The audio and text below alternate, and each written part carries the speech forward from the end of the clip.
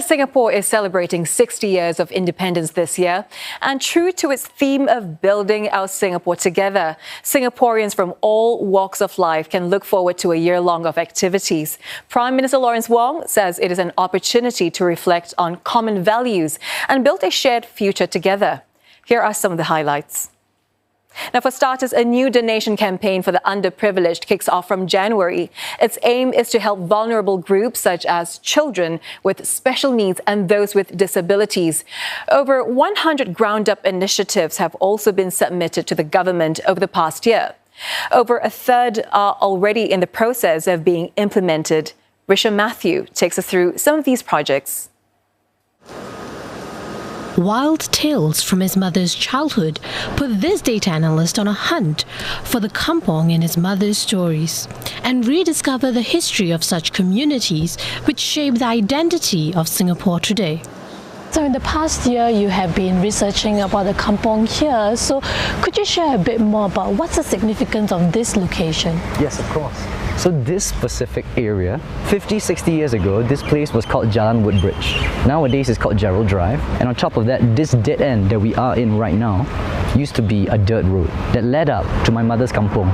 So that kampong was called Kampong Tongkang Pecah, meaning broken barge. And my mom, every single day from her school, would alight at the bus stop right over there. And then she'd walk up a kilometre to her house. Yeah. And in that kampong, she lived for about 10 years. But with no background in heritage research, Rustam struggled. I wanted help in terms of research. How does one conduct heritage research properly? 2, can I be connected to the proper mentors, people in the space to guide me along this journey? And 3, to get the resources available and to allow my project to succeed in this very competitive and tight space. That's when the Singapore Government Partnerships Office, or SGPO, linked him up with experts who provided the right resources and training. Besides spaces, he discovered untold stories too. Like those of his mother's old friend from the kampong, Cik Biba. And to keep the heritage alive, he's partnering the nearby Fernvale Community Centre to build a permanent exhibition about Kampong Tongkang Pecah.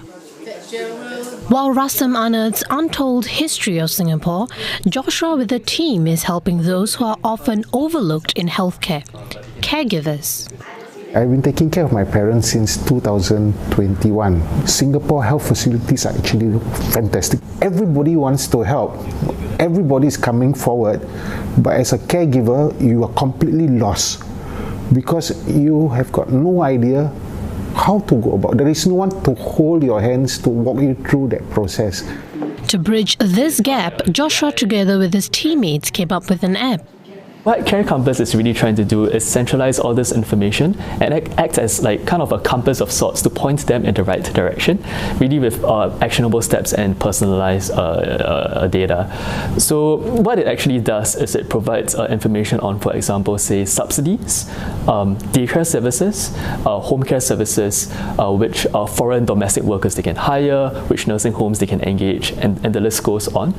SGPO also introduced them to subject matter experts, helping them to zero in on caregivers of people with dementia. Since its launch in November 2024, the app has up to 100 active users weekly. The team plans to enhance the app to include more services for other elderly conditions.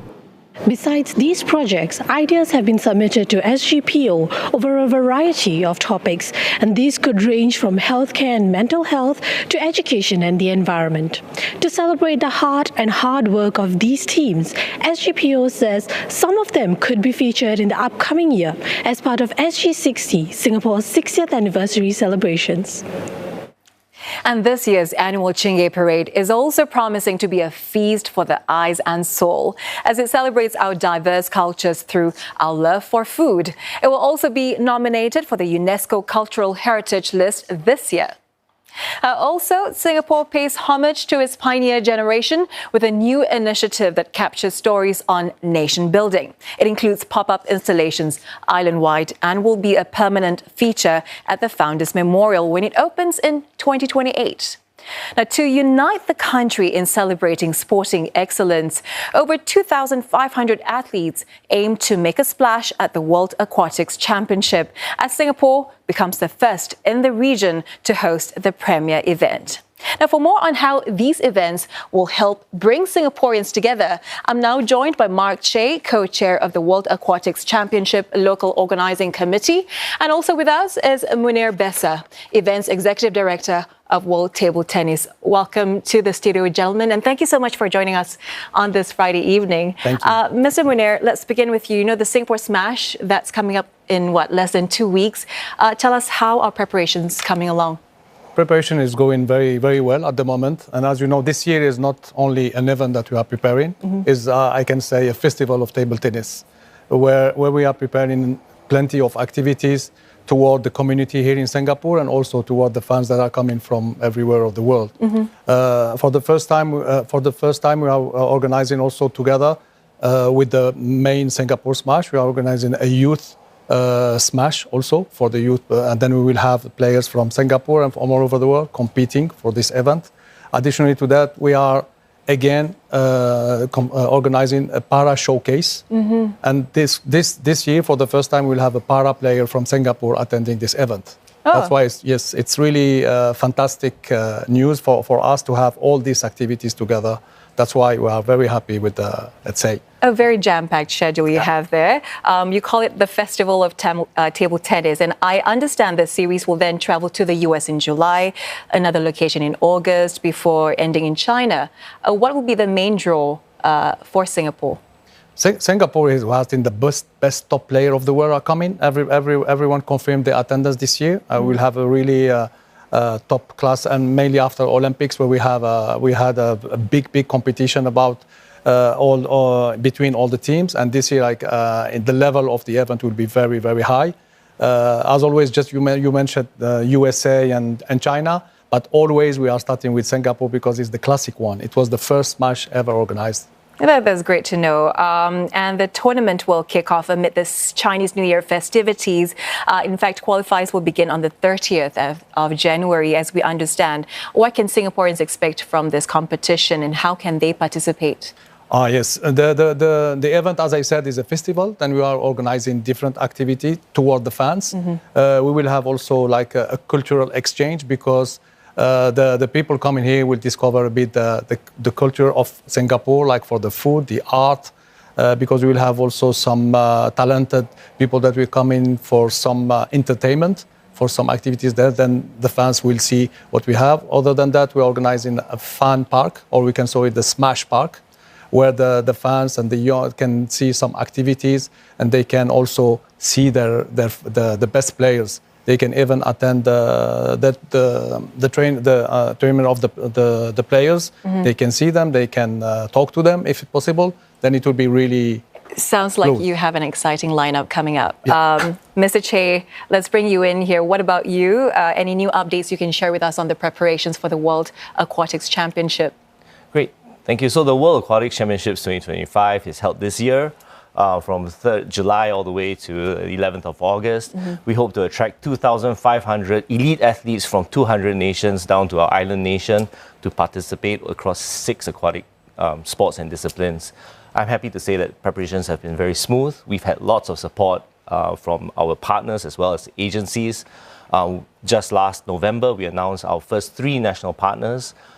We had Pan Pacific Hotel Group, as well as OCBC Bank and Eurocars, Mazda, that will be the first official partners. And we hope to announce many, many more. On top of that, we have a mass participation event in the World Aquatics Masters Championships that actually targets, participants over the age of 25. And we hope to have 19,000 participants, as well as spectators and supporters that will come down. Registration actually starts on the 28th of January, which is next week, and we really hope that more Singaporeans will participate and be part of this historic event. So we're on track to meet the end May target. Yes, we are. Pretty much so, yeah. As we all know, Singapore is celebrating 60 years of independence. There'll be initiatives to honor our identity, our arts, our culture, sports. How do events like WAC fit into the SG60 narrative?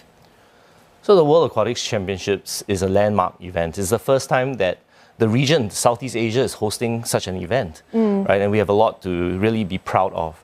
And it's very nice, it's a great thing that we are tied together with SG60 as part of the celebrations. And really, you know, it helps us take an opportunity to reflect on Singapore's sporting journey and our past, and really think about where we are going to go in the future and celebrate where we've been.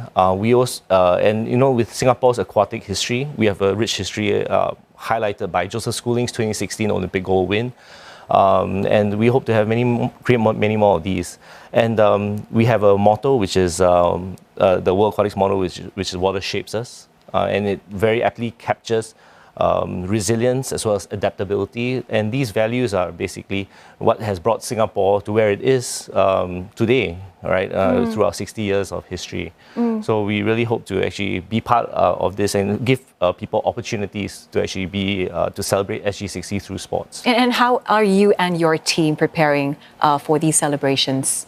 Well, we are in the midst of planning for various opportunities, and not only just creating a vibrant ecosystem for people to participate, spectate, but I think it gives people opportunity to volunteer as well. I remember in my first I guess opportunity to be part of any big event was in 2010 at the Youth Olympic Games. I was a volunteer, and of course we saw how big an impact volunteers played a part at the Southeast Asian Games, right? Yep. Where we had over 20,000 volunteers raise their hands, and you know, events like the Smash as well as World Aquatics Championships and the 2029 Southeast Asian Games give an opportunity for Singaporeans to actually be part of the action, not only just as spectators, but be part of the action and be part of history. Yeah, and being part of history, Mr. Mounir, you know, when we think of sports, we think of this long-standing medium of bringing people together, isn't it? And that's